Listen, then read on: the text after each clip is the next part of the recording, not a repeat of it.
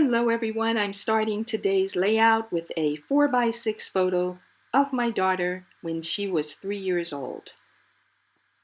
My background cardstock is Chamel's Starshine, and I'll use her cardstock from both True Stories and Starshine in this layout. I'm removing the border, but I'm going to keep it for now, or maybe forever. I'm not quite sure, it may pop up again real soon. Anyway,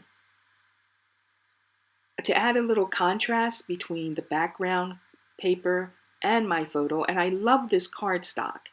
If you look at it a little closer, you'll see that the background cardstock matches the pattern in my daughter's dress. How cute is that? Look at that. Way too cute.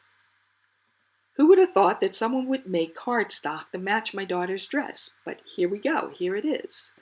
So I was real excited when I saw this because it immediately made me think of this photo and her in this dress. And I'm using this little rocket, it's from True Stories, I believe, in the background to like mat my layering for this layout. But the main reason I'm using it is because I want that rocket. So I'm choosing a red mat for this photo. And the main reason is I want to bring out the colors in her bicycle, her helmet, and in her dress. I don't want that swallowed up with the background paper. So the ruby red really helps make everything pop.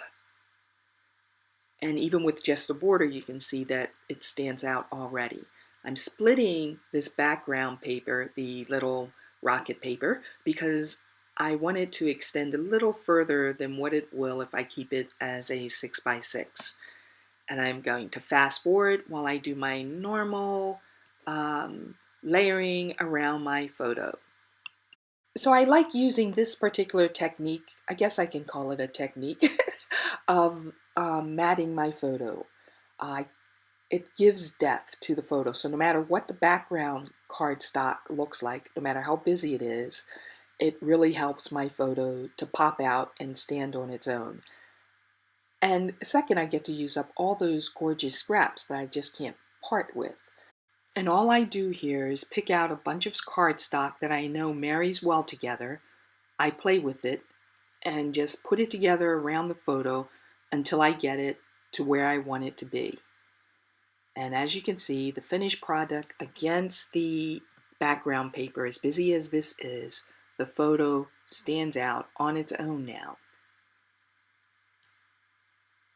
So I'm adding in that red cardstock to help, I guess, center and give it a good base, because with just the rocket paper, I felt I needed something else darker around the photo, and I still kind of feel that way.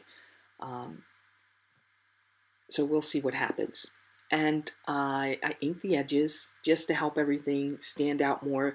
Sometimes if my background paper is, blah, blah, blah. Sorry about that, I can't talk today. But sometimes if my background paper is busy or light, I'll ink the edges, but I don't ink all the time. It just depends upon whether or not it fits. And right now I'm using one of those branding strips to put an extra border around my photo because I needed something dark. And this cute, the green camera paper, I keep trying to make it fit in here because I like the paper, but the green isn't kind of going with what I'm doing here, so anyway, it's not going to make it on here. So I wanted to add texture to the layout. So the pink paper on the left, it kind of reminds me of an accordion. I can't think of, what is that paper called? Or we'll call it accordion paper right now. I wanted to put that there to also be a base for my title. I thought that would work well and also just add more texture to the layout. I just have to figure out which way I want my title to go. This photo was taken during Isabella's birthday week, and she was 3 years old. Her Uncle Tony gave her this tricycle, and whenever she got on it, she rode it so fast. Um, Whenever we took her out, and even in the house, she would zoom from one end of the downstairs to the other. We had to keep it downstairs because we were afraid she'd try flying down the steps on it. And so I based my title on a cartoon character called Bobby's World. And in the opening scene, there is this little cartoon character named Bobby who would be riding his tricycle at the speed of lightning. And that was Isabella. She rode this bike so fast that my husband, who used to run beside her, and he's in pretty good shape, to keep up with her, she would just take off. So he had to work to keep up with her. I thought it was the funniest thing. So I decided where I'm going to put my title. And I am very much so committed to what's going on here. I just need to add a few more embellishments. Most of the embellishments are coming from Bo Bunny's chipboard. And those little stickers that the number 3 came from, those are Heidi Swap. And I'll be using gemstones from both Bead Landing and pink ones from Martha Stewart. Because the accordion paper is so thick, I added fun foam to the back of my photo just to stabilize the photo so that it wouldn't be crooked. And now I'm having fun. Those little clouds are Chamel. Well, that's not her, but they're her clouds. And so are the buttons. And all I'm doing now is having fun, playing with embellishments. I really wanted to add yellow because, and I think I've said this before, yellow isn't my favorite color. But I don't know, I'm beginning to like it now. At least in embellishments. I won't wear it, but you don't want to see me in yellow or orange. But, yeah, those aren't colors for me. But it looks great here. And it brings out the yellow in the background cardstock and in her dress. So it's a good choice here. And the little swirls, I really wanted to use that because back to the cartoon, it's like a road she's riding on. So, and it was all about the imagination and, little Bobby's world and all the things that went on in his head. Like me in my head when I scrapbook. There's all sorts of things going on in there. And I think when people scrapbook, they do have, that you plan out an idea. You have an idea in your head, first of all. And you may even plan your layout in your head or sketch it out on paper. And every once in a while, I will actually get a pencil and try drawing out my sketch, which I like doing sometimes. But I don't really draw. But the more I do that, the better I get at it. And nobody sees it but me anyway, so it doesn't really matter, what the sketch looks like.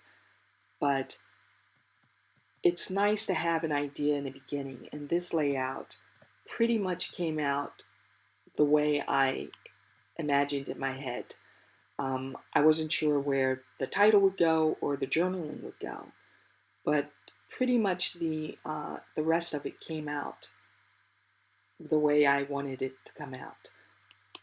I did add a couple more embellishments, but I like it when a plan comes together, especially with scrapbooking. And there are times when I'm scrapbooking that nothing's coming together. And normally that happens when I don't really have a plan to begin with.